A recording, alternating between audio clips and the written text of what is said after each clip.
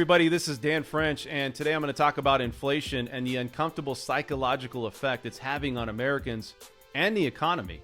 You know, is this the uncomfortable era of inflation? Because we're seeing huge costs and huge price increases for, let's say, gas, which is a hidden tax on Americans. You know, the problem is not really just having these ships stuck at the ports in Los Angeles or not being able to find a rental car. It's really about what is the mindset this is having on Americans and spending, right? And what is their position, and are they going to continue to have a problem, and is this going to be a big issue for Americans moving forward? For the last 5 months, Americans have really taken notice of inflation, and through polls, this has come out and they've said, hey, you know what?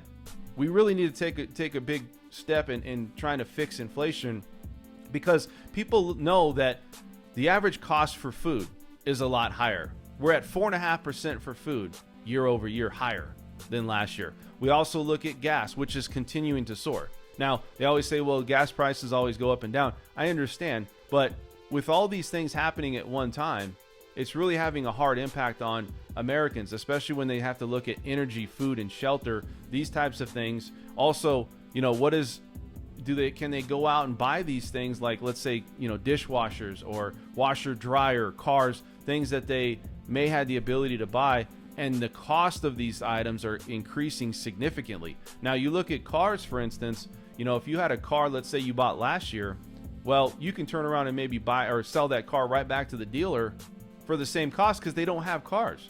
You know, it goes back to the demand is there, but we don't have enough shipping. We don't have enough workers to get these items to wherever their destination is to sell. So the premium is passed to the consumer from the business, and the business is suffering too. Businesses are looking at some of these truck drivers, paying them double time and a half. Some of these truck drivers, they were working 40 hours a week. Now they're working 80 to 100 hours a week, and they're making a lot of money, but at the same time, there's just not enough.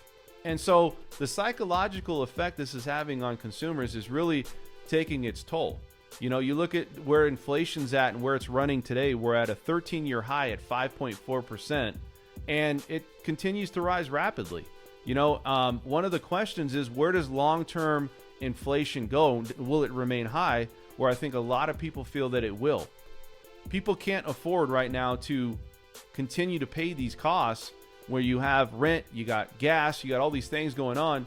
So the next step is, what do? Okay, you go to your job and you say, hey, I need more money. If you don't give me money, I got to find somewhere else to go. This is going to be a consistent battle now, and the psychological effect it's having on Americans right now is a big problem. And I think a lot of people are now having to curve their way of spending. They're going to have to look and see what's really necessity versus non-necessity.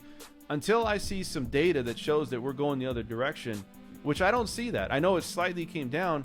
The Fed uses the core PCE for their favorite gauge to look at inflation, and their inflation gauge of recent reportings came down very so slightly. So that doesn't mean that inflation's going the other direction. It just means maybe just for that month we had just a small decrease. You know, where does this all end?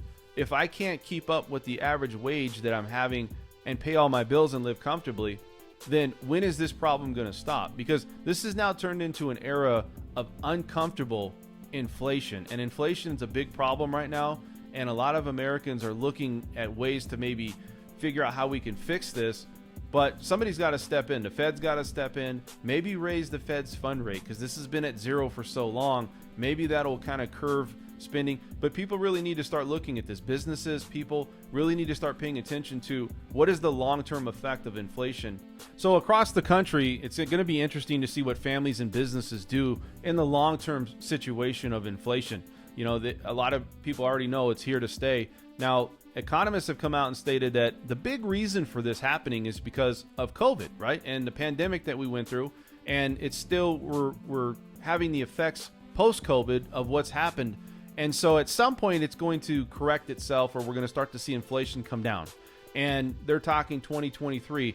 For myself, I thought the same thing. I thought, you know, it's going to be probably towards the end of the year of 2021. But they're saying that this long-term inflation could last into 2022, maybe even 2023. But by 2023, they're saying that it should be back to normal. 2022 will be the year for everything to start correcting itself. But it's interesting because the psychological effect and the behaviors of Americans that this has caused, is that going to just change overnight? No. So if you guys want to go ahead and subscribe to this channel, please. I have more content coming out. Also, I want to tell you guys, if you have any comments, leave them in the comment section. This is Dan French with the Sound Off, and we'll see you at the next stream.